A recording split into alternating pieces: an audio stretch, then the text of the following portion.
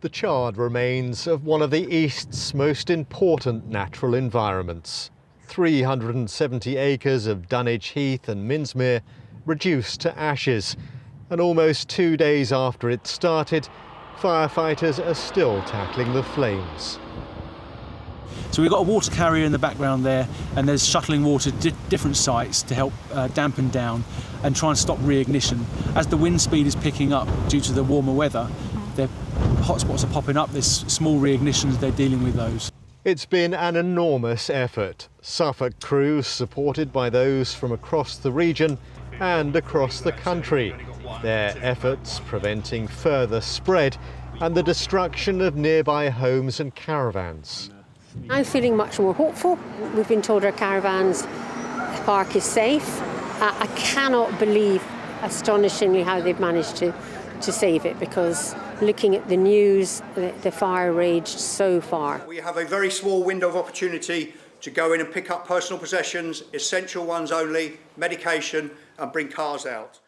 For a second night, many of those who'd been displaced were put up in villagers' homes here in Westleton. Today, they had a limited opportunity to go back and recover their belongings, but they were told it'll be some time before they can return permanently to their accommodation, because the fire is still an evolving situation.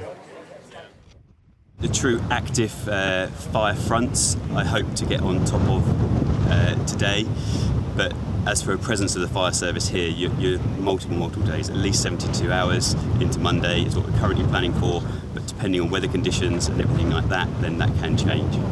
What started it hasn't yet been confirmed, but one woman says she saw it break out.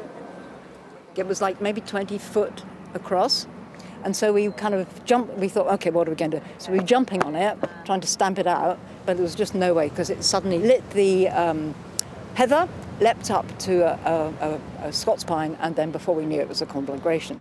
The area is hugely important for both the RSPB and National Trust. It hired private helicopters to douse the flames with water. In terms of trying to get back to the complexity and the mosaic of vegetation, species and heights and ages and everything else, we're talking decades for it to recover to what it was just at the moment 48 hours ago. There is no way it will be as biodiverse or as biologically important for wildlife for years and years to come. Not perhaps on the scale of wildfires in France and Spain, but one of the biggest seen in Britain. One former Deputy Prime Minister was back today to visit the area she used to live in. Clearly, this issue of wildfires around the country needs a careful investigation, I think, into. Is it that recent policies have started to make that more? Obviously, climate change is a factor, but let's see what we can do to try and actually perhaps install proactively fire breaks in the future, recognising if we're going to have these very hot summers for a long time. It'll be several days before fire crews here can stand down. Longer still before cottages and caravans are safe to occupy once more. And potentially years before devastation visible across Dunwich Heath disappears. Russell Hookey, ITV News. I mean, the word devastating does get used a lot, but it really is, isn't it, what's happened with everything. Yeah. Well, having seen the driest July on record, fires have been springing up across the region. Yeah, a blaze at Shoulden Warren near Marham in Norfolk has seen firefighters working through the night and all day today to get it under control. Norfolk Fire and Rescue say it's been called to 77 incidents in the last 48 hours. Many of those were fires in the open.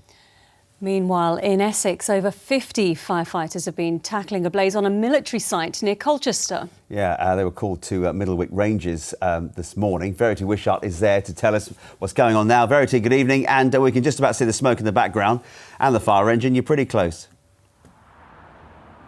Yep, good evening, David. Good evening, Becky. We're about 150 yards away from where the flames were burning earlier today. As you say, you can see it's now under control, but the smoke is still covering those fields in a misty sort of haze. And this is sadly yet another wildfire in our region. This one today near Colchester at Middlewick Ranges, which is owned by the Ministry of Defence, although we understand they no longer use the land. But it's also a nature reserve, and a big plume of smoke was seen hanging over Colchester earlier today. Obviously, continuously cause for concern as 50 firefighters responded to the blaze that was aggressively claiming the grassland here. And obviously this was very concerning, especially for those living nearby. There's a densely populated area with many houses just a couple of yards away from where we are now, and we don't know yet how it started.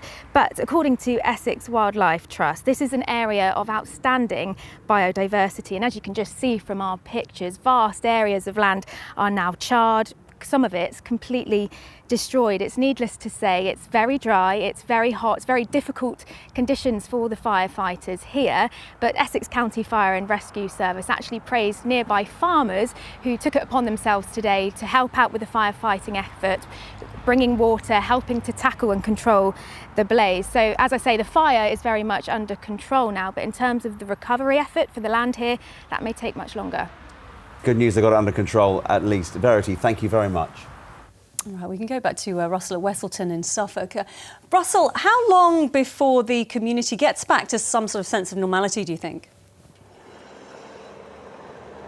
Well, look, it's obviously been a very busy few days for firefighters in our region. Of course, the busiest here around Dunwich Heath, which is a major tourist destination, particularly for nature lovers. The question now will be how things move forward for people here. Now, joining me, I'm delighted to say, is Councillor Paul Ashton, who is Deputy Leader of East Suffolk Council.